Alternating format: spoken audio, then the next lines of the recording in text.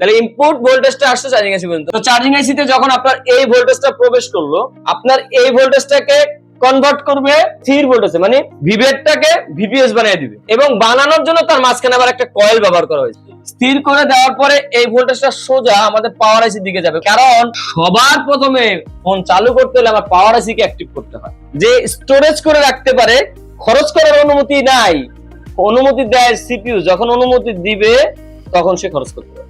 এই যে ভোল্টেজ গুলো সামনের দিকে যাচ্ছে, সামনে আমাদের সিপিইউ আছে, এতটুকু পর্যন্ত ক্লিয়ার যে আমার ভিভ্যাট থেকে চার্জিং এসিতে ভোল্টেজ গেছে, সেই ভোল্টেজটা ভিপিএস ভোল্টেজে রূপান্তরিত হয়েছে একটা হাই এলডি বাক কয়েলের মাধ্যমে। এখন পাওয়ার আইসি কে তো আপনি ভোল্টেজ দিলেন, আপনি যখন পাওয়ার বাটনে প্রেস করেন ফোন চালু করার জন্য, সুইচের কাজ কি?